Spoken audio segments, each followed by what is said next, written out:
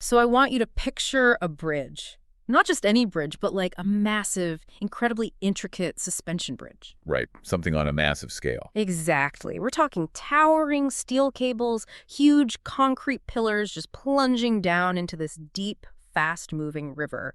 Now, when this bridge was originally engineered, back in the 20th century, it was an absolute marvel of human ingenuity. It really was. But we have to remember, it was designed to handle a very particular type of traffic. Right. It was built to manage isolated national outbreaks of disease.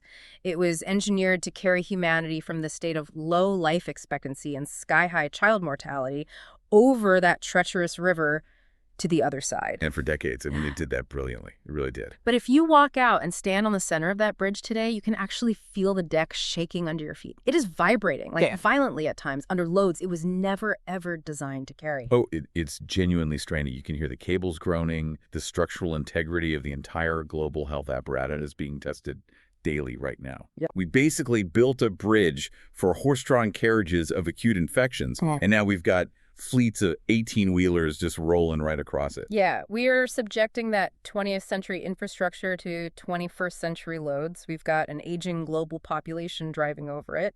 We have the explosive, crushing weight of chronic, non-communicable diseases. Not to mention getting hit by the unpredictable, massive crosswinds of climate change. Exactly. And because of hyperglobalization, a localized structural failure on one side of the bridge just instantly sends shockwaves across the entire span. And the real kicker? Let me guess. The budget. You got it. We are trying to keep this thing standing while the maintenance budget has been slashed in an era of global austerity. Which is a terrifying scenario when you start, mapping out the actual consequences of a true structural failure.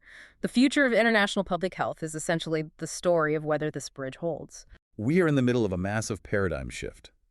We really have to move away from reactive crisis response, where we just run around patching potholes as they appear, to a model of sustained structural resilience. We basically have to retrofit the steel while the traffic is still moving over it. Exactly. And the central framework we need to establish right out of the gate is that global health security and global health equity are inextricably linked.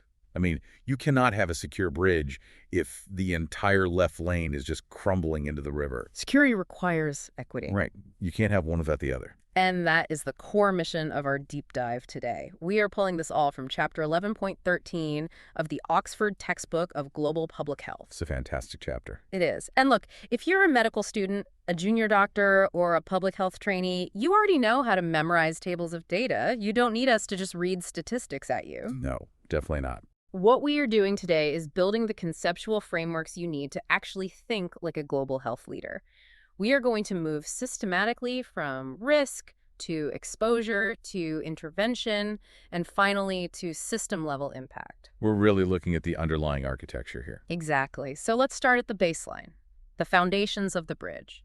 Before we examine the cracks, we really need to understand what we've built so far. And that foundation was laid during a decade of truly remarkable progress. Right. The first 10 years of the 21st century set the baseline upon which everything we do today is built. Right. We have to understand the mechanics of why that period was so successful before we can understand why it's faltering now. Well, the early 2000s were an era of undeniable success. The overarching architectural framework at the time was the Millennium Development Goals, or the MDGs, which launched in the year 2000. Right, the MDGs. And the data from this period is just staggering.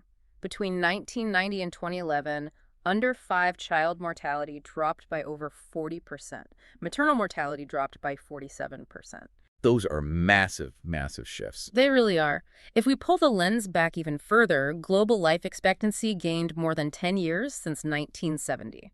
So by 2011, the global average was 70 years. Those are numbers that represent literally millions of families kept whole. Yeah. It is arguably one of the most successful collaborative endeavors in human history. Yeah. We are talking about population-level survival curves shifting dramatically to the right. But, I'm going to play devil's advocate here for a second. Is this just a case of humanity finally picking the low-hanging fruit?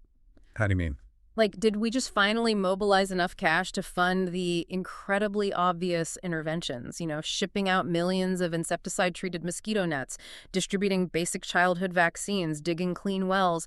Or did something fundamental, something structural, actually change in how the global health architecture operates? It's a great question, and honestly, it's a vital distinction for a public health professional to grasp. Yes, the clinical interventions themselves, the bed nets, the pentavalent vaccines, those were straightforward biomedical tools, but the mechanism of delivering them represented a profound shift in systems engineering. So it wasn't just the nets, it was how we got them there. Exactly. We can frame this under the concept of targeted governance. Targeted governance, let's break that down. Because before the MDGs, development aid was notoriously chaotic, right? Oh, it was incredibly fragmented. You had hundreds of NGOs, bilateral donors, and multilateral agencies, all operating in their own little silos. It's a total mess. Yeah. Aid was spread so thin over thousands of competing, vague priorities that the impact was completely diluted.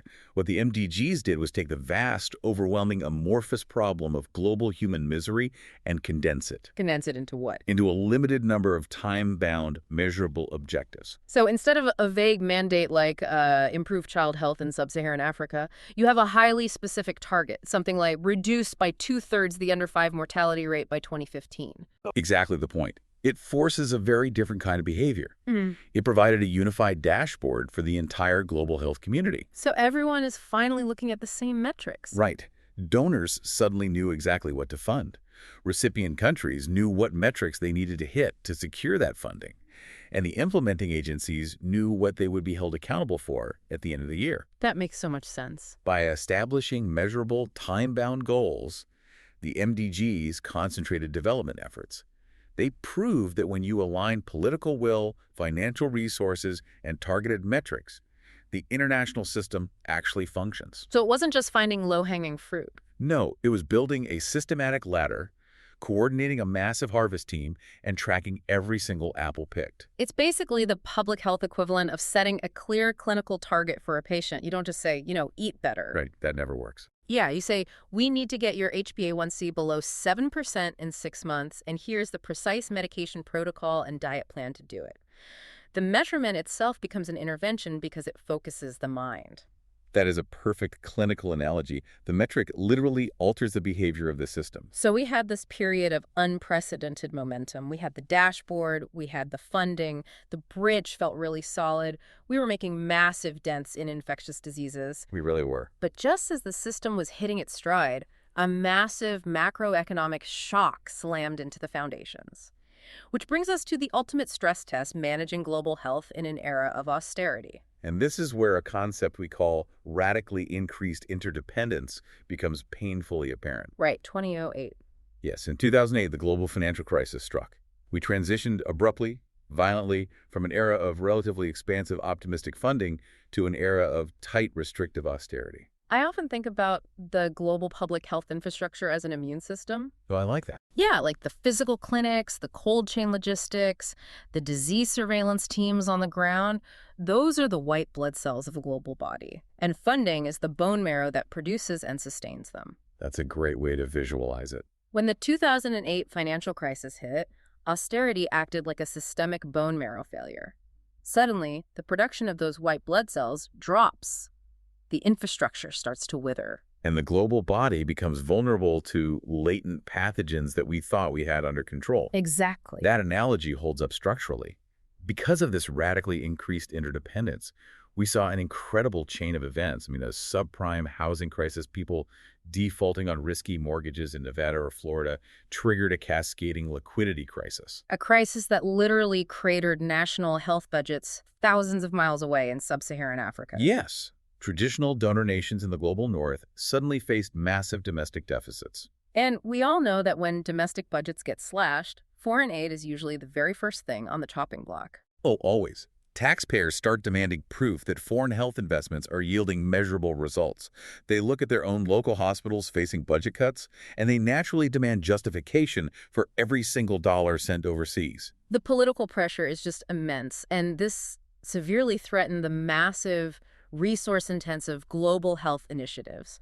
Like, take the Global Polio Eradication Initiative, for example. Right. Polio eradication is an incredibly resource-intensive operation. It really is. It requires massive, synchronized vaccination campaigns, robust environmental surveillance, and just legions of health workers. Following the 2008 crisis, the initiative found itself in a highly precarious financial position. And polio is a completely unforgiving pathogen. It is highly opportunistic. If funding falters even slightly, surveillance drops, vaccination rounds get delayed, and the virus just surges back right through the gaps. Yeah. You lose years of progress in a matter of months. Wow, we see the exact same dynamic with tuberculosis, especially multi-drug resistant and extensively drug-resistant TB. Yeah, TB is another prime example. If an austerity budget causes a break in the supply chain for second-line TB drugs, patients out in the field are forced to take incomplete courses of antibiotics. Which is a catastrophic system failure. Right, because an incomplete course of antibiotics doesn't just fail to cure the patient, it actively selects for the most resistant strains of the bacteria. It breeds superbugs. Exactly. So austerity isn't just like a pause in our progress, it is an active driver of new, harder to treat diseases. The lack of funding is literally mutagenic. It acts as an evolutionary pressure, yes. But we also have to maintain a balanced view of this era. Extreme pressure also forces innovation. Okay, how so? Well, when you can no longer afford to throw mass amounts of money at a problem, you are forced to get ruthlessly creative. This era of austerity drove a massive push toward frugal innovations. Give me an example of that. What does a frugal innovation actually look like in a clinical or public health setting? Frugal innovations are solutions designed for profound simplicity, ease of use, and extreme affordability. If you can afford a $1 million diagnostic machine, you figure out a $50 battery-operated point-of-care tool, something that gives a clinician 80% of the necessary clinical information out in the field. Wow. So it's about stripping away the bells and whistles of Western medical technology and distilling it down to its most vital function. Exactly. Necessity being the mother of invention. And we also saw a shift in how drugs were developed during this time, with the rise of these massive product development partnerships. Right. Organizations like the Medicines for Malaria Venture or the GAVI Alliance. Yes. These entities are fascinating from a systems perspective because they operate on an ethical premise that fundamentally subverts pure market dynamics. How so? Like, what's the mechanism there? Well, a pure capitalist market will not develop a drug for a disease that primarily affects people living on $2 a day. Because the return on investment is negative. Exactly, the market fails. So these product development partnerships step into that void. They operate on the belief that every child, regardless of the geographic coordinates of their birth, deserves access to medical progress. That's a powerful mandate. It is.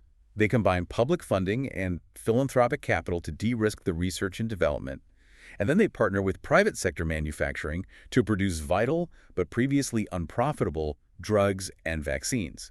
So while the macroeconomic foundations of our bridge were shaking, the engineers were figuring out cheaper, more efficient ways to reinforce the struts. That's a good way to look at it. But even with these frugal innovations, the landscape of global health today is profoundly, deeply uneven. Which brings us to the structural faults in our bridge, a landscape defined by extreme complexity and growing inequalities. Right. If you're going to operate in the modern global health space, you have to internalize this reality. The landscape is overcrowded with agencies, hopelessly complex, and defined by egregious gaps in equity. Let's lay out the data points for a second, because they are staggering when you really think about the human lives behind them. They really are. The life expectancy gap between the richest and poorest countries today exceeds 40 years. 40 years of life lost, entirely dictated by the lottery of your birth location. It's sobering. And let's look at maternal mortality. A woman's lifetime risk of dying in childbirth is roughly 1 in 8 in Afghanistan. 1 in 8. Yeah, and if you trace the root of that disparity, you follow the money. Right, because if that woman had been born in Ireland, her risk would be 1 in 47,600. Exactly. Annual government health expenditure ranges from roughly $1 per person in the poorest nations to nearly $7,000 per person in the wealthiest. A $1 health budget. I mean, you can't even buy a single course of basic antibiotics for that, let alone fund a comprehensive primary care network. Yeah, you can't. No. The traditional macroeconomic argument has always been, well, we just need to boost their GDP. A rising tide lifts all boats. Like, if a country gets richer, the health of its citizens will naturally improve. And this is where we have to fiercely differentiate between economic growth and health equity. That trickle-down theory is a persistent, dangerous myth. So wealth doesn't equal health automatically. Definitely not. Decades of hard epidemiological and economic data now definitively prove that macroeconomic growth does not automatically trickle down to health. Wow. You can have a country with a booming GDP, skyrocketing export revenues, and a thriving stock market, and still have a massive underclass suffering from malnutrition and preventable infectious diseases. Because you can't just build a booming economy and expect the market to magically construct a free maternal health clinic in an urban slum. The market optimizes for profit, not equity. Exactly. Equity requires deliberate engineered policy. It requires a government actively deciding to redistribute resources, to build safety nets, to enact taxation that funds universal care. It requires a functional social contract. And what we are seeing globally is that the social contract is fraying. It really is. Even within wealthy OECD countries, the gap between the richest 10% and the poorest 10% is at its highest point in half a century. That's incredible. And international trade agreements, which are supposed to lift populations out of poverty, do not inherently guarantee food security or health security. They often prioritize intellectual property rights over access to essential medicines. And from a purely systemic reasoning perspective, even if we strip away the moral imperative for a second, equity isn't just a human rights issue. It is highly cost-effective and absolutely crucial for societal stability. Right. A deeply unequal society is a volatile, fragile society. Exactly. If you have massive pockets of extreme poverty and poor health, you have breeding grounds for infectious diseases that will eventually threaten the wealthy enclaves anyway. Because you cannot build a wall high enough to keep out a respiratory virus. You really can't. Furthermore, investing in equity, specifically in things like early childhood nutrition and maternal health, yields massive long-term economic returns. It creates a capable, cognitively developed, healthy workforce. But the challenge of engineering that equitable care is currently being compounded by a massive tectonic shift in the very load our bridge is carrying. Right. The populations we are trying to serve are fundamentally changing shape. We are entering a new era of demographic change, an older world, heavily concentrated in cities. The demographic shift is perhaps the most profound structural change we are facing. By 2050, the global population will grow by another 2.4 billion people. That's a huge addition. But it's the composition of that population that is unprecedented. In 2017, we crossed a historic threshold. What was it? For the first time in human history, the population of people over the age of 65 outnumbered children under the age of 5. The entire global age pyramid has literally inverted. That's wild to think about. We've spent the last century optimizing our health systems to keep babies and children alive, and now suddenly the patient population is heavily geriatric. Right, and we need a clear framework of differentiation here because this is not a uniform global shift. We're seeing a dual-track demographic transition. Okay, let's map out those two tracks. Track one is the wealthy nations, right? Yes. In rich industrialized nations, think of Japan or parts of Western Europe, we see near-zero population growth alongside a massive expanding population of elderly citizens who are living for decades with complex, chronic, age-related illnesses. That requires a massive shift toward geriatric care, palliative care, and chronic disease management. Exactly. That's track one. So what's track two? Track two is happening in low and middle-income countries, or LMICs. These nations historically had rapidly growing, highly youthful populations. Right, lots of young people. But here's the critical systemic mechanism. LMICs are aging 3 times faster than the developed world did. Wait, 3 times faster? Why? Because of the very public health successes we discussed at the beginning, we drastically reduced child mortality and infectious disease deaths in a very short period. Oh, wow. So a demographic transition that unfolded slowly over a century in Europe, giving their governments and health institutions 100 years to gradually adapt and build nursing homes and chronic care protocols, is happening in just 25 years in countries like Brazil, China, and Thailand. They are experiencing demographic whiplash. Exactly. Their health systems are suddenly facing the immense burden of an aging, chronically ill population before they have even fully conquered the traditional infectious diseases of youth. They are basically fighting a two-front war.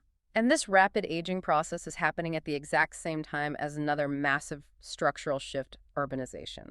Let's trace the path from exposure to outcome here. Okay. By 2030, 6 out of every 10 people on Earth will live in a city.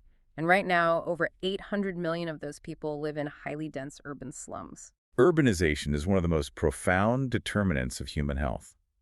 If you look at the mechanics of it, a city acts as a massive amplifier for public health hazards. Let's run a hypothetical to illustrate that amplifier effect. Okay. Imagine you have a novel infectious respiratory virus, or maybe a contaminated water source that causes cholera. Right. If that hazard drops into a sparsely populated rural village, the outbreak is naturally contained by distance.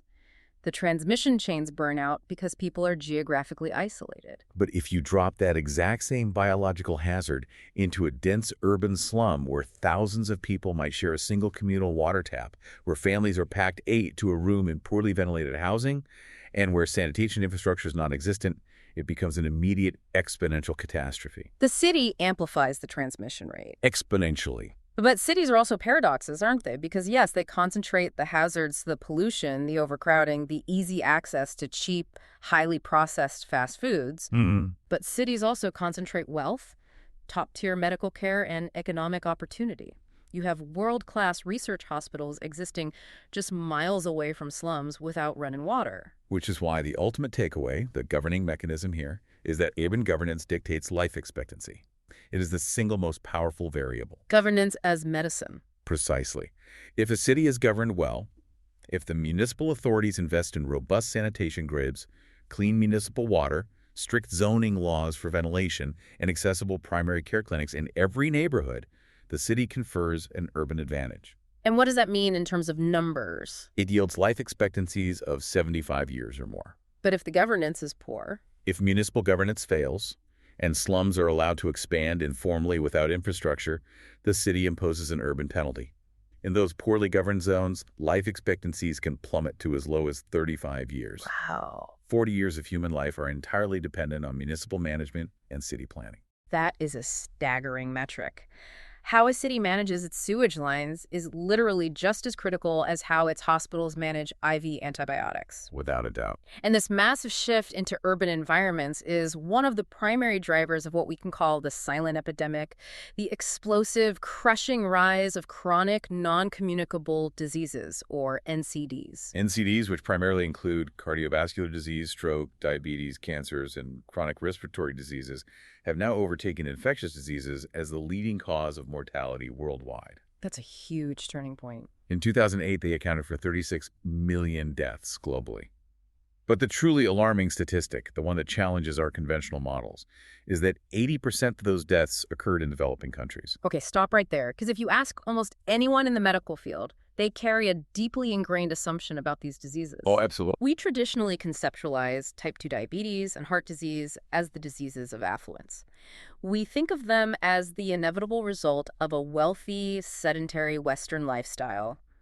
Too many desk jobs, too much fast food, too much screen time. Right. If that's true, why on earth are 80% of the NCD deaths happening in the developing world? It's crucial that we thoroughly deconstruct that myth of affluence because it leads to terrible policy decisions. The reality is much more insidious. Okay, tell me. The forces of hyperglobalization have successfully exported the risk factors of affluence to the developing world without exporting the healthcare infrastructure required to manage them. So we've exported the hazard, but not the safety net.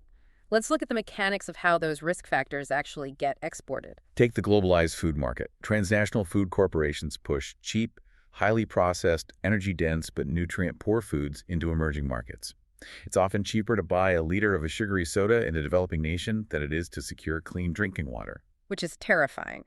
And look at the tobacco industry.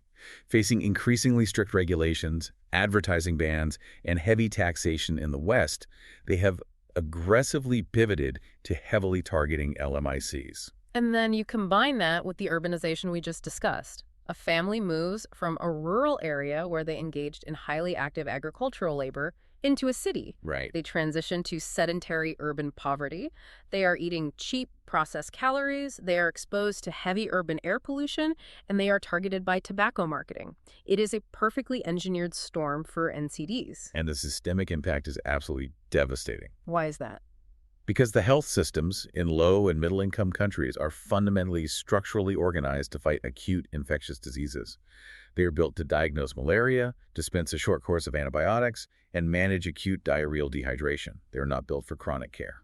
What's the mechanical difference from a health system perspective between treating an acute infection and treating a chronic disease like diabetes? Treating an acute infection is an episodic intervention. The patient comes in, gets diagnosed, receives a finite treatment, and leaves. It's a one-and-done deal. Exactly. Chronic care requires longitudinal patient tracking. It requires a system that can call a patient back every 3 months for HbA1c testing to monitor their blood sugar over time. You need a whole different infrastructure. You do. It requires continuous, uninterrupted supply chains for medications that must be kept refrigerated, like insulin. It requires dietitians and preventative screening for neuropathies and retinopathies. Most systems in the developing world simply lack that architecture. And the financing model makes it even worse. In many of these countries, there is no universal health coverage. The system relies heavily on out-of-pocket payments. Which is brutal for chronic conditions. Right. If you have an acute infection, a family might be able to scrape together the money for a one-time 3-day course of antibiotics to save their child. But if you have a chronic disease, an out-of-pocket model is essentially a death sentence. Let's quantify that to make it real. Imagine a diabetes patient in a developing country living on an income of $1 to $2 a day. Okay. In many of these poorly regulated markets, they might have to spend 25 to 50% of their entire monthly income just to purchase a single vial of insulin. Which means they just don't buy it. Or they ration it, taking half doses to make it stretch, which guarantees their blood sugar remains uncontrolled. Exactly. Yeah. And because primary care is unaffordable or inaccessible, this causes patients to delay care until the disease is highly advanced. They don't show up at the clinic when they are pre-diabetic and can be managed with lifestyle changes. No, they show up at the emergency ward when they have a necrotic foot that requires amputation, or when they're in end-stage renal failure, which the system has absolutely no capacity to handle. It is a massive failure of preventative engineering. Now, to truly grasp the NCD epidemic, we have to look deeper than just adult lifestyle choices. We need to apply what epidemiologists call a life course approach. These diseases don't just spontaneously generate when a patient turns 60. The foundation is laid decades earlier. Right. The life course approach is a vital conceptual framework.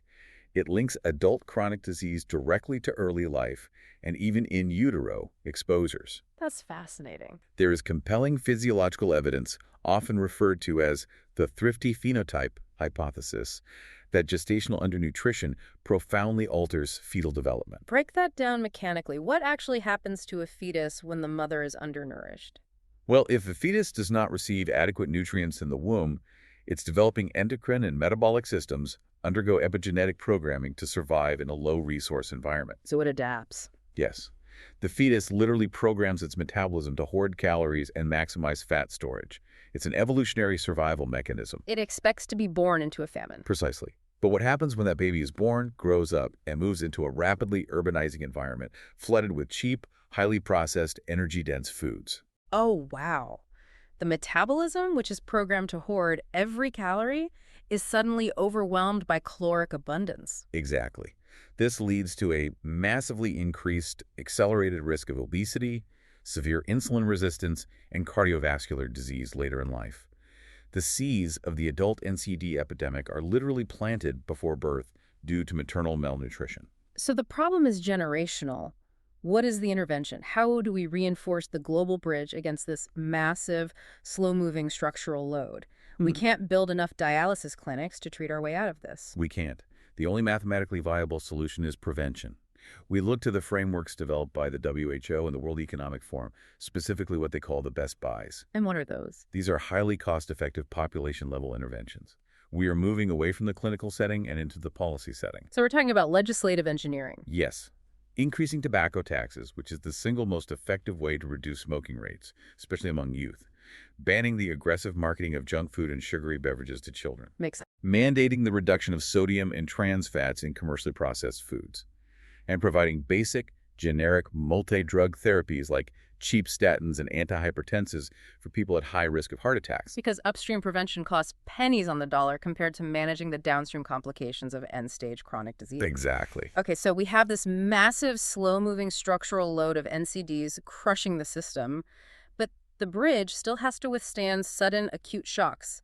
It's carrying 18-wheelers, but it's also getting hit by lightning strikes. That's a great analogy. And that brings us to the threats from the microbial world, the pathogens. The microbial threat landscape is incredibly complex, and we need to separate it into two distinct categories to really understand the public health response. Okay. First, we have endemic diseases, conditions like HIV/AIDS, tuberculosis, and malaria. Second, we have epidemic-prone diseases, novel pathogens like SARS, the H7N9 avian influenza, and MERS-CoV. Let's clarify the clinical and epidemiological difference here because it fundamentally dictates how health systems deploy resources. We need to distinguish between incidence and prevalence. A crucial distinction. Incidence refers to the rate of new cases in a population over a specific time. When we talk about epidemic-prone diseases, a sudden outbreak of a novel coronavirus or an Ebola spillover, we are dealing with high incidence. These are the sudden, explosive, acute shocks to the system. A spike on the radar. Exactly. Prevalence, on the other hand, refers to the total number of existing cases in a population at a given time. Right. When we look at endemic diseases like malaria or HIV, we are looking at massive prevalence. This is the crushing, heavy, daily burden of disease that constantly drains beds, budgets, and clinical hours. So, a resilient global health architecture has to manage the high prevalence of the old diseases while simultaneously maintaining highly sensitive surveillance networks for the high incidence of new ones. It's a huge balancing act. I find it helpful to think of microbes as opportunistic hackers. They are constantly probing humanity's computer network, running automated scripts, looking for a weak port or a vulnerability in the firewall. That's remarkably accurate. And the reality is humanity is currently widening our network's attack surface in unprecedented ways. We are practically handing the hackers our passwords. We really are. When we engage in massive deforestation for agriculture, we push human settlements deep into virgin forests. This creates edge effects, exposing human populations to novel zoonotic viruses carried by bats, primates, or rodents. And it doesn't stop there. Right.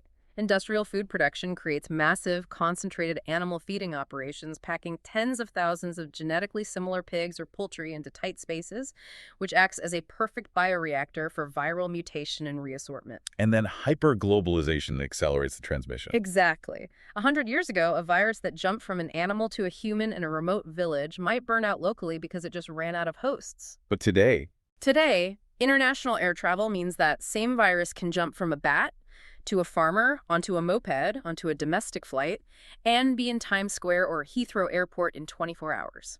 The hackers have more access points and faster fiber optic cables than ever before. and what's truly concerning is that the hackers aren't just finding new entry points, they're upgrading their code to completely bypass our antivirus software. Oh boy. The most terrifying example of this is the rise of the NDM1 enzyme. NDM1, New Delhi metallobeta-lactamase 1. This is the stuff of nightmares for an infectious disease specialist. It really is. Walk us through the mechanics of why this specific enzyme is so dangerous. To understand NDM1, you have to understand our antibiotic arsenal.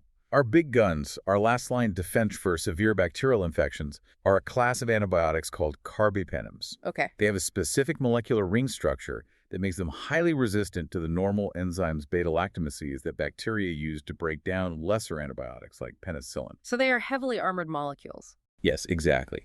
But the NDM1 enzyme is like a molecular master key. It uses a zinc ion at its active site to completely shred that protective ring. Wow. Bacteria carrying the gene for NDM1 can neutralize almost all known beta-lactam antibiotics, including carbapenems. It creates genuine superbugs.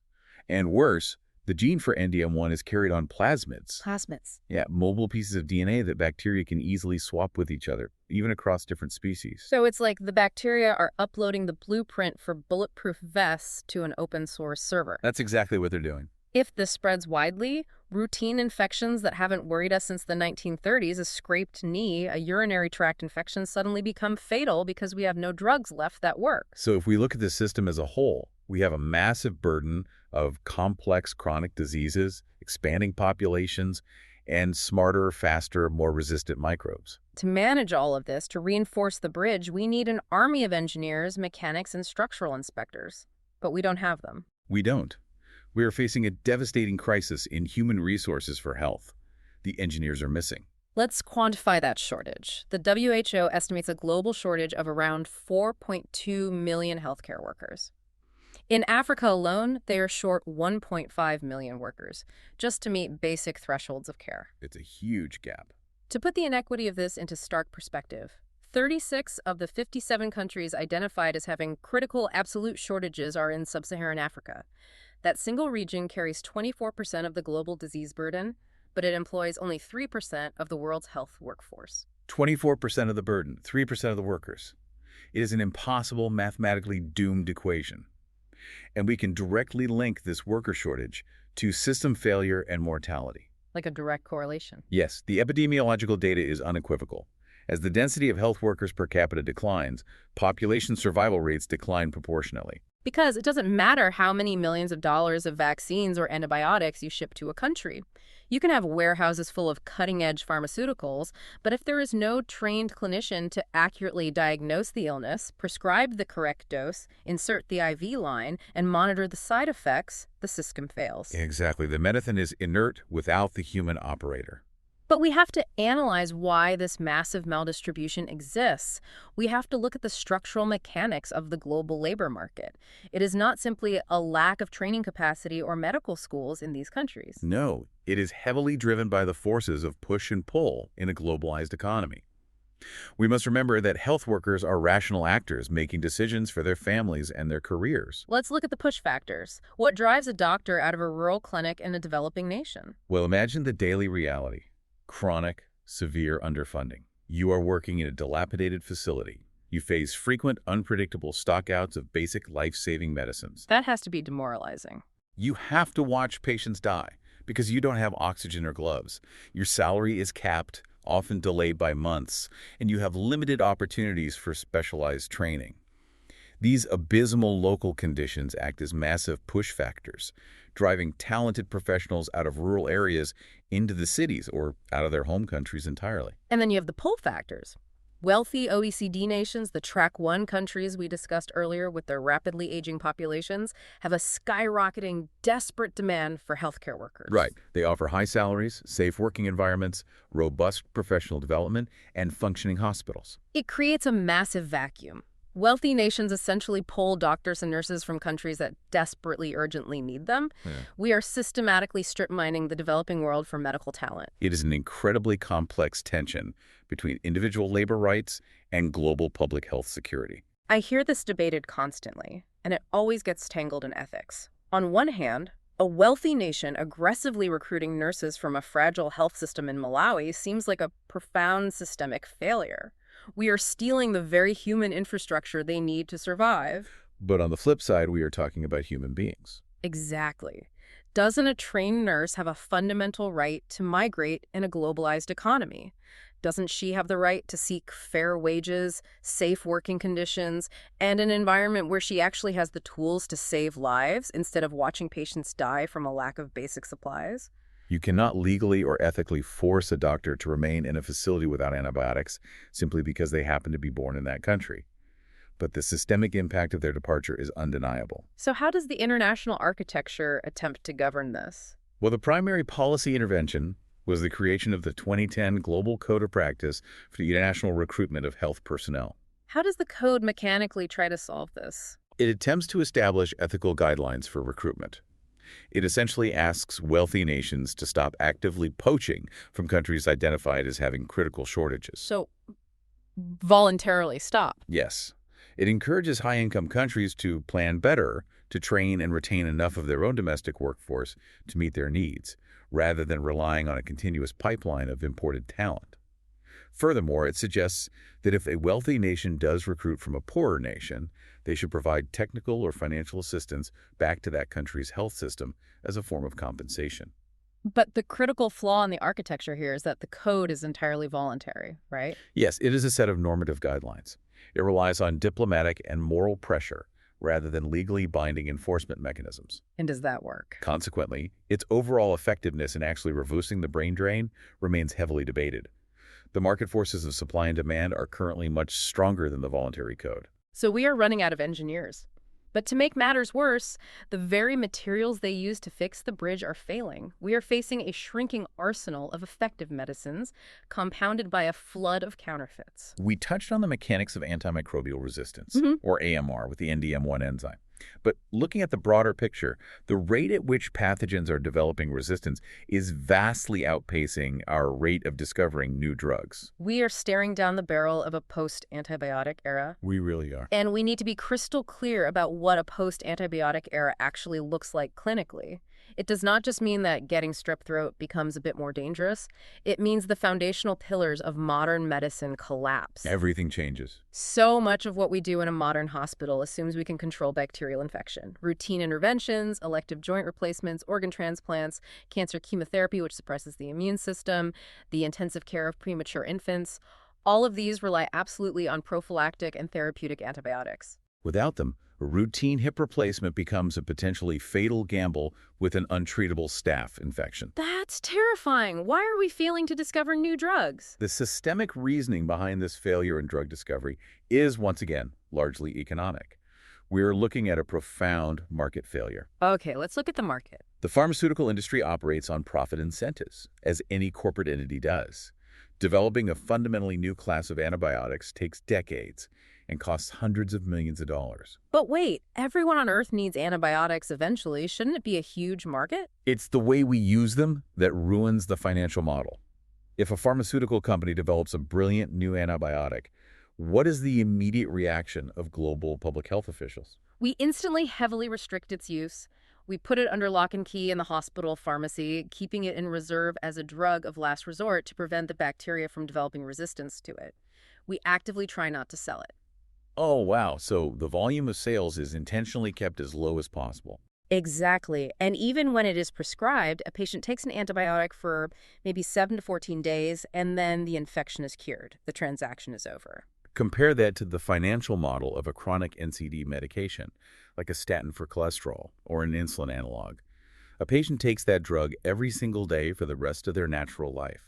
The volume is astronomical. From a purely capitalist net present value perspective, antibiotics are a terrible investment. The research is expensive, the sales volume is intentionally suppressed, the usage duration is incredibly short, and the market life of the drug is limited because resistance inevitably develops. Which is why the market has failed to provide this essential public good. And the specific clinical threats emerging from this failure are terrifying. Like what? Consider malaria. The frontline defense globally is artemisinin-based combination therapies. But we are tracking the emergence of artemisinin resistance along the Cambodia-Thailand border. Which is epidemiologically terrifying. Yeah. Because if you look at the history of malaria, that exact geographic corridor is historically the epicenter where previous anti-malarial drug resistance, like to chloroquine, started before sweeping across the globe. It's a sentinel warning. Or look at multi-drug-resistant tuberculosis, MDR-TB. Treating standard drug-susceptible TB is difficult enough. It takes 6 months of strict compliance. Right. Treating MDR-TB requires up to 2 years of daily therapy with highly toxic, incredibly expensive second-line drugs. Patients suffer severe side effects like permanent hearing loss. And even with perfect clinical management, the cure rate barely hovers around 50%. And this crisis of resistance is massively exacerbated by what is happening in the physical supply chain of the jigs themselves. We need to look at the mechanics of the drug supply, specifically differentiating between hazard and risk regarding substandard versus falsified medicines. That differentiation is critical for regulatory policy. Substandard medicines are a hazard born of negligence or lack of capacity. So accidents or just poor quality? Yes, these are products that do not meet quality specifications because of manufacturing errors, poor quality control, or degradation due to improper storage, like vaccines left out of the cold chain. The active pharmaceutical ingredient might be present, but at the wrong dose, or the pill's coating might not dissolve properly in the gut. So it's incompetence or infrastructural failure. Falsified medicines, on the other hand, are a deliberate criminal risk. Yes, falsified or counterfeit medicines involve deliberate criminal deception for profit. They are packaged to look exactly like the real drug, but they might contain absolutely no active ingredient, the wrong ingredient, or worse, toxic substances like heavy metals or antifreeze. And the scale of this problem in poorly regulated markets is mind-blowing. Estimates suggest that 10 to 30% of medicines circulating in some developing countries fall into these two categories. It directly harms the patient who isn't getting the treatment they need. But from a systemic perspective, it's even worse. If a substandard drug delivers a sublethal dose of an antibiotic to a pathogen in a patient's body, it doesn't kill the bacteria. It just exposes them to the drug, allowing the survivors to mutate. Substandard drugs act as perfect, high-volume training camps for antimicrobial resistance. Which is why strengthening national regulatory authorities, the boring, unglamorous bureaucratic work of drug inspection and supply chain auditing is actually a critical pillar of global health security. Absolutely. Okay, so we've looked at the traffic on the bridge, the aging populations, the chronic diseases. We've looked at the microbial threats attacking the structure and the failing materials and lack of engineers. But all of this is happening within an environment that is fundamentally violently changing. The climate. Yes, the ultimate stress test on our bridge is a changing climate. It is the environmental weathering of the entire structure. It is the overarching threat multiplier. I think there's a dangerous tendency to view climate change purely as an environmental issue, melting ice caps, rising sea levels, maybe getting more sunburns. Right. Abstract concepts for many people. But in the realm of public health, climate change takes every single systemic vulnerability we have discussed today and violently turns up the dial. It profoundly destabilizes the most basic, fundamental determinants of human health: the air we breathe, the water we drink, the food we rely on, and the shelter that protects us. We need to move beyond abstract environmentalism and trace the precise pathophysiological and epidemiological links. Let's look at the mechanics of agriculture and nutrition. Okay. Climate change drives increased frequency of extreme weather, erratic rainfall patterns, and prolonged severe droughts. In regions heavily dependent on rain-fed agriculture, this leads directly to massive crop failures and a collapse in food security. And a collapse in food security leads immediately to childhood malnutrition, which brings us back to the immune system. Exactly. We know mechanically that malnutrition severely compromises a child's immune system. It depletes their physiological reserves. So a mild diarrheal infection or a standard respiratory bug, something a well-nourished child fights off in a few days, turns into a severe lethal infection. It's a direct, unbroken chain of causality, from a drought to a spike in pediatric pneumonia deaths. Let's trace another mechanical link: vector-borne diseases. Okay. Mosquitoes, particularly the Aedes aegypti, which carries dengue fever and Zika, are incredibly sensitive to temperature and humidity. All right. Their life cycle, their breeding rate, and the extrinsic incubation period, the time it takes for the virus to multiply inside the mosquito before it can be transmitted, are all governed by ambient temperature. So as global temperatures rise, what happens to the map? The geographical maps for these diseases expand dramatically. A fractional increase in average temperature can shorten the viral incubation period inside the mosquito, leading to explosive, rapid outbreaks. Wow. Furthermore, the vectors are climbing to higher altitudes and moving into new, higher latitudes that previously never had to deal with them. You have health systems facing dengue fever that have absolutely no historical experience or clinical protocols to manage it. We also have the acute, immediate shocks of extreme weather events, Category 5 hurricanes, massive storm surges, unprecedented floods. And a flood is a massive public health event. Huge. It doesn't just drown people. It physically destroys the sanitation infrastructure.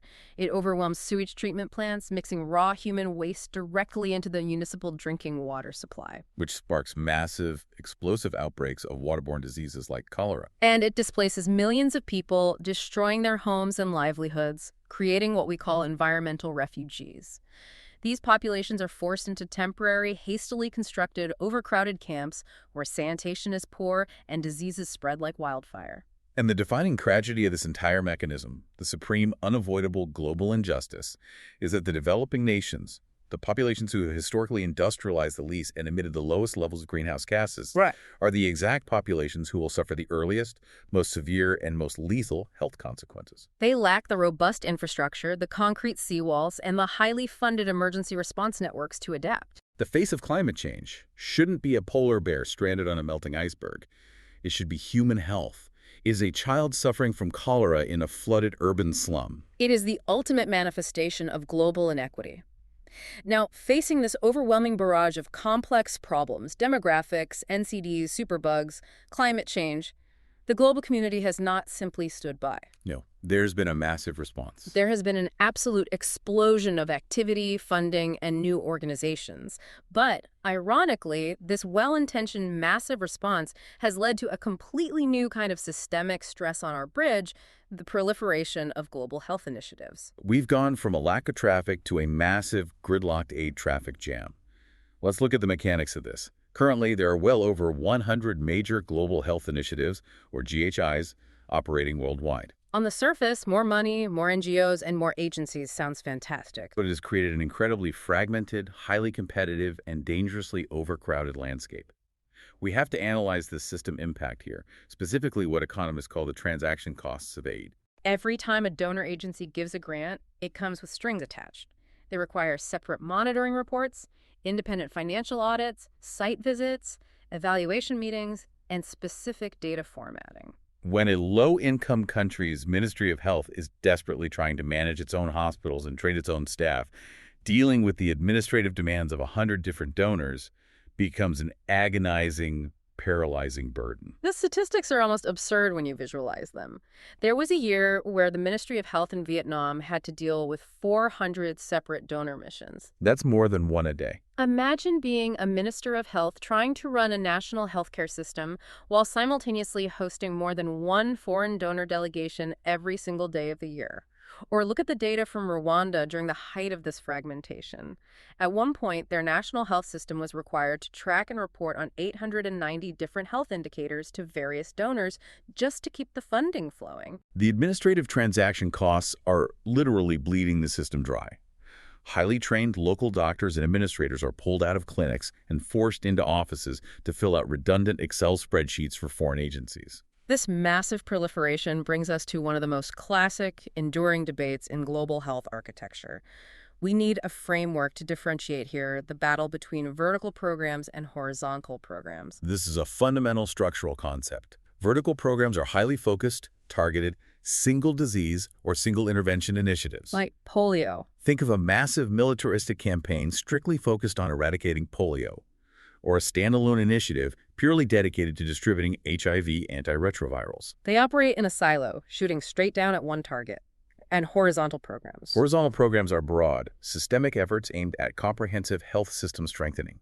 This is the unglamorous work of building primary care clinics, training generalist nurses, establishing robust national supply chains, and improving health information systems. They lift the entire platform horizontally. And there is intense friction here. The critics of vertical programs argue that they essentially steal resources. How do they mean? Well, if a massive, well-funded HIV initiative comes into a country, it hires away the best local nurses by paying them triple the government salary to work exclusively on HIV. It builds parallel, separate supply chains.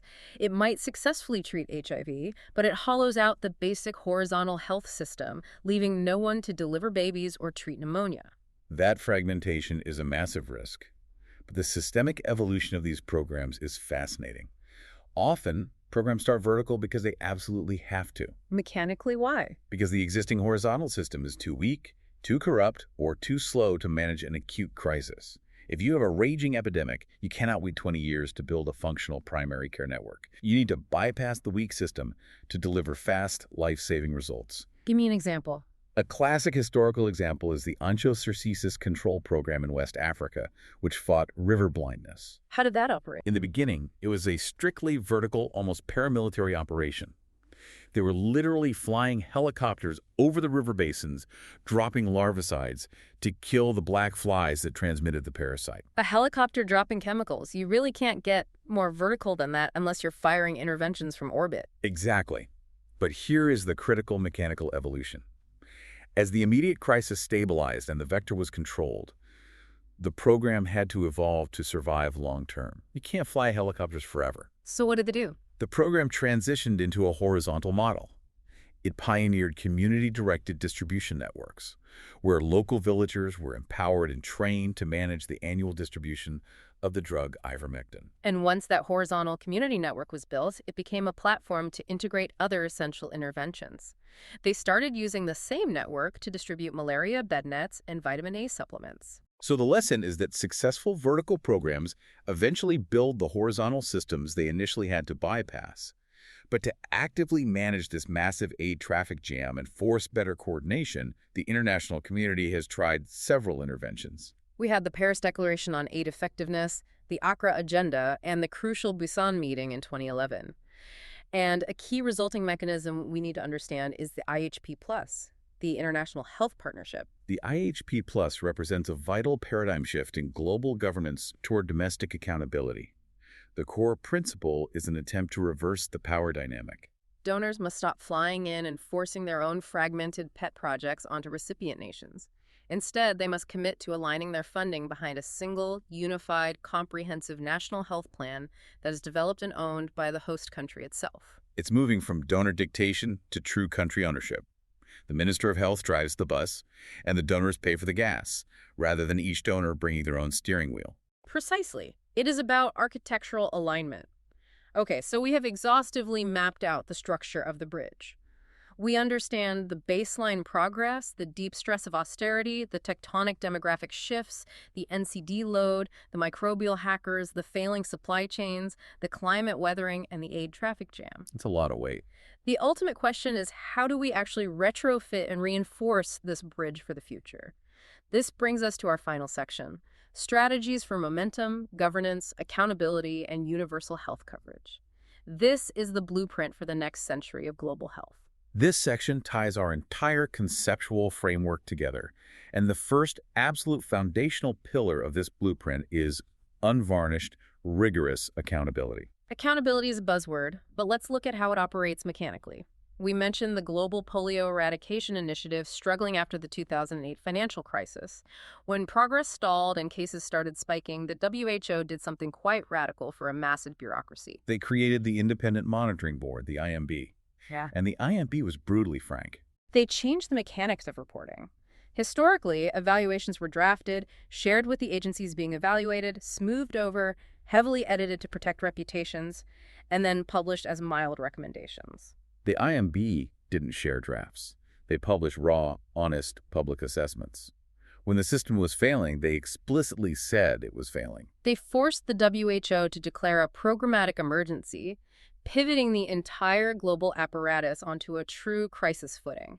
Independent, uncompromised accountability, where failure has public consequences, is becoming the new structural norm. We see the exact same mechanic with the IRG, the Independent Expert Review Group for Women's and Children's Health. You simply cannot fix a failing, complex system if the internal audits are heavily sugar-coated by the people running it. The second pillar of the blueprint is global health governance, which essentially means utilizing international treaties, trade agreements, and binding laws as public health interventions. This is absolutely crucial for transnational threats that do not respect borders. Let's analyze three major architectural examples of this. First, the FCTC, the Framework Convention on Tobacco Control. The FCTC is massive. It fundamentally proved that you can actually force the alignment of trade, finance, taxation, and health to combat a corporate-driven epidemic. It's a multi-sectoral treaty that legally binds nations to implement comprehensive tobacco controls, advertising bans, graphic warning labels, and heavy taxation. It treats the corporate behavior as the vector of the disease. Second, we look at the revised IHR, the International Health Regulations. These were heavily revised and strengthened following the lessons learned from the 2003 SARS outbreak. What was the mechanical shift in the IHR post-SARS? Before the 2003 SARS outbreak, global surveillance was largely based on passive border control. It was reactive. You waited for the disease to show up, and then you checked temperatures at airports. Too little, too late. The revised IHR completely shifted the paradigm to proactive, early warning radar. It legally requires member nations to develop core capacities to detect and rapidly report public health emergencies of international concern before they spread globally. It shifted the posture from passive defense to active early detection. And the third example is the PIP framework, the Pandemic Influenza Preparedness Framework. This one is incredibly fascinating from a systemic equity standpoint. It is a brilliant piece of architectural engineering. Historically, developing nations in places like Southeast Asia would identify a novel, highly dangerous influenza strain. They would share those physical virus samples with the WHO global network. And what did the wealthy nations do with them? Pharmaceutical companies in wealthy nations would use those shared samples to manufacture vaccines, patent them, and sell them for massive profits the developing nations couldn't afford, meaning the countries that provided the virus got none of the vaccine. A parasitic extraction of biological resources. Exactly. The PIP framework mechanically fixes this. It creates a legally binding system that forces pharmaceutical companies who profit from manufacturing flu vaccines to pay tens of millions of dollars in partnership contributions back into the system. That money is used to build laboratory and surveillance capacity in the developing nations. It explicitly legally links the sharing of biological material by poor countries with the sharing of benefits by wealthy corporations. Which naturally raises a huge combative question about the limits of global governance. If we can create legally binding treaties to control tobacco corporations and legally binding frameworks to force pharmaceutical companies to share profits, how do we handle the NCD epidemic? That is the frontier of global health policy. We clearly established earlier that the marketing of ultra-processed sugary foods to children is a primary systemic driver of the massive NCD epidemic. Why are the global recommendations on food marketing currently just voluntary guidelines? Why no treaty? It is a fiercely debated, highly politicized topic. Currently, the recommendations rely heavily on industry self-regulation. The food and beverage corporations promise to voluntarily restrict their marketing. The intense public health debate is whether the modern transnational food industry is simply mirroring the exact big tobacco playbook of the 20th century, making very public pledges of self-regulation to appease the public, while quietly utilizing massive lobbying power to stifle any actual binding government legislation. Precisely. The argument is that you cannot partner with the vector of the disease. If voluntary measures fail to bend the curve on childhood obesity and diabetes, the systemic pressure for a legally binding treaty in FCTC for ultra-processed foods will become immense. It is a battle over the structural integrity of the bridge versus the profit margins of transnational corporations. But beyond treaties and laws, the bridge requires actual physical tools. The third pillar of the blueprint is medicines specifically, engineering systems that balance access with innovation. And the WHO pre-qualification program is the unsung bureaucratic hero of this entire space. It absolutely is. The pre-qualification program mechanically levels the global playing field. It sets incredibly strict, rigorous quality standards for drug manufacturing. If generic manufacturers from emerging economies, say massive pharmaceutical plants in India or Brazil, can prove they meet those WHO standards, their drugs are pre-qualified. And what does that pre-qualification actually do in the market? It allows those generic manufacturers to bid for massive supply contracts from global buyers like UNICEF, the UN agencies, and the Global Fund. By certifying the quality of generics, it removes the monopoly of Western brand name drugs. It creates intense, high-quality, high-volume competition that rapidly, aggressively drives down the price of life-saving therapeutics like HIV antiretrovirals, making them globally affordable. Let me give you the most illustrative, perfect example of how targeted innovation and access can combine to solve a structural fault, the meningitis vaccine project. Oh, that's a great example. For decades, the African meningitis belt, a stretch of countries across sub-Saharan Africa, suffered from devastating, almost yearly epidemics of meningitis A. It killed thousands and left children permanently deaf or brain damaged. African ministers of health came together and demanded a vaccine. But they didn't just ask for generic scientific research. They demanded a specific price point. They knew their health budgets. They said, we need a highly effective vaccine and it cannot cost more than 50 cents a dose or we can't buy it. Which is a price point that traditional Western pharmaceutical models simply ignore. Exactly. So through an incredible feat of public-private intellectual property sharing coordinated by PATH and the WHO, the technology was transferred. A highly effective conjugate vaccine was developed and then manufactured by the Serum Institute of India. The final price, exactly 50 cents a dose. It is a triumph of targeted, equitable engineering. It completely subverted the historical cycle where African nations simply had to wait decades for expensive Western medical technology to eventually slowly trickle down to them. They defined the epidemiological need, they defined the strict economic parameters, and the global public health community engineered a specific solution to meet it. Which brings us to the final, most overarching strategy of all, the ultimate structural reinforcement for the bridge, universal health coverage, or UHC. Universal health coverage is increasingly viewed by economists and health leaders as the third great transition in health, following the demographic transition, aging populations, and the epidemiological transition, the shift from infectious to chronic diseases. UHC, conceptually, means that all people have access to the full spectrum of essential, high-quality health services they need without suffering financial hardship or being pushed into poverty to pay for them. It is the ultimate social equalizer. Mechanically, It completely eliminates that devastating out-of-pocket model we talked about earlier with the diabetic patient who couldn't afford insulin. It relies on massive risk pooling. The healthy subsidize the sick, and the wealthy subsidize the poor. But I have to play devil's advocate here, because this is the primary pushback against UHC globally. If you make healthcare completely free at the point of access, won't people simply overconsume it? It's a moral hazard. Right. Won't patients demand unnecessary MRI scans, name-brand drugs, and endless specialist visits, completely bankrupting the very system you are trying to build? It is a highly valid economic concern, and it is exactly why UHC is not a simplistic one-size-fits-all magic wand. Yes, overconsumption is a massive systemic risk. Therefore, to survive financially, UHC requires extreme, rigorous, highly disciplined system efficiency. How do you engineer that efficiency? Through strict gatekeeping, you require patients to see primary care physicians first, preventing them from clogging up expensive specialist wards for minor issues. You optimize the mandatory use of pre-qualified generic drugs rather than expensive brand names. You ruthlessly root out corruption and waste in national procurement supply chains. And most importantly, you heavily, aggressively balance upstream prevention with downstream treatment. You simply cannot afford the math of UHC if you do not actively prevent disease in the first place through the public health policies we discussed. So the bridge has to be meticulously designed to handle the traffic efficiently. You direct resources exactly where they are needed to prevent the crashes, rather than just endlessly building more and more expensive trauma centers at the end of the bridge. Precisely. UHC is the blueprint for a resilient, equitable system, but it requires continuous, precise, data-driven management. Okay. We have covered an immense amount of structural ground today, from the targeted governance of the MDGs to the stress test of austerity, the demographic whiplash, the exported NCD epidemic, global treaties, and the risk pooling of UHC. It's a lot to take in. It is. Now, it is time for a quick mental check. We want to solidify these mental frameworks so you can apply them to your own clinical or policy practice.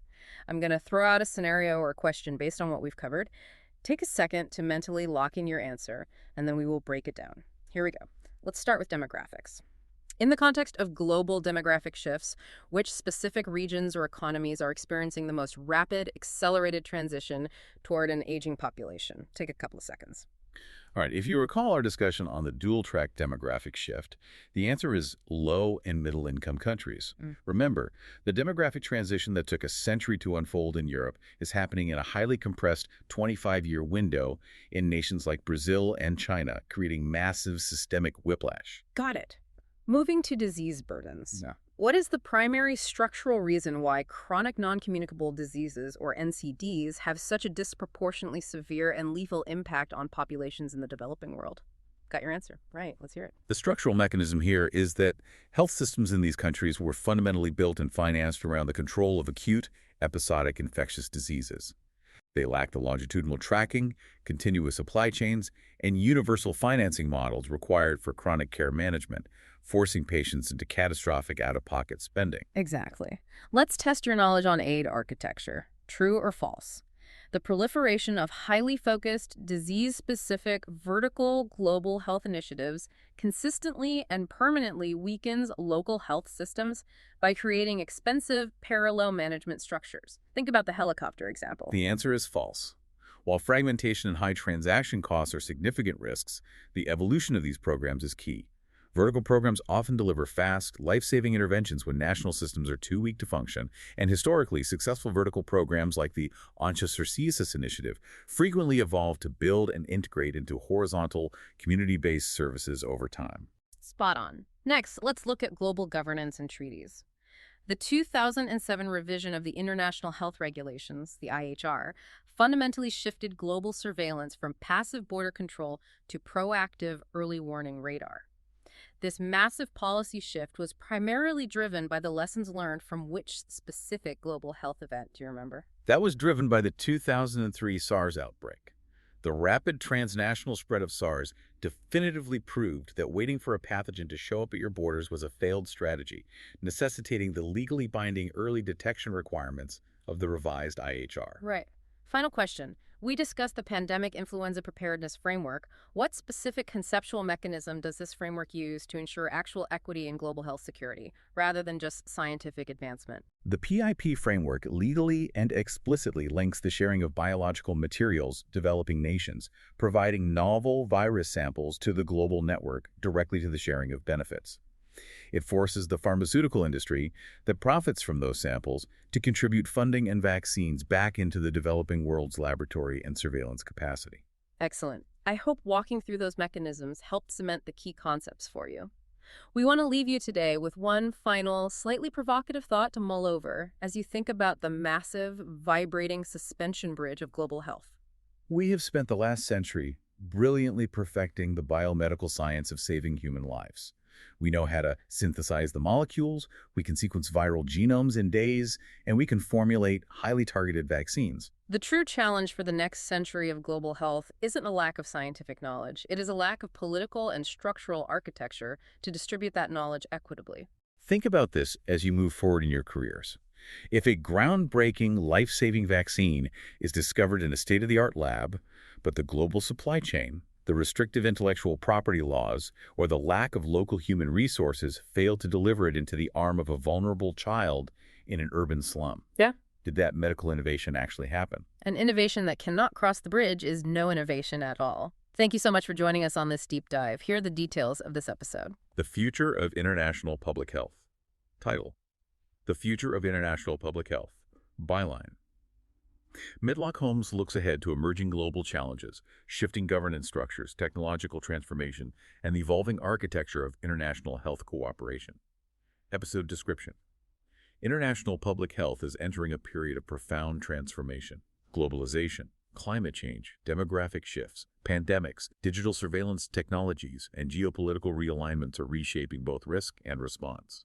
This chapter examines the evolving role of multilateral organizations, global financing mechanisms, pandemic preparedness frameworks, and cross-border governance. It explores innovation in data systems, vaccine development platforms, global surveillance networks, and health diplomacy. The future of international public health depends not only on technical expertise, but on political will, equitable resource distribution, and global solidarity. Preparedness must move from reactive crisis response to sustained structural resilience. Global health security and global health equity must advance together. Key takeaways: Global health faces emerging risks, including climate change and pandemics. International governance structures continue to evolve. Data systems and surveillance technologies are transforming response capacity. Health diplomacy plays a critical role in cooperation. Preparedness requires long-term investment. Equity must remain central to global health strategy. Resilience depends on coordination and sustained political commitment.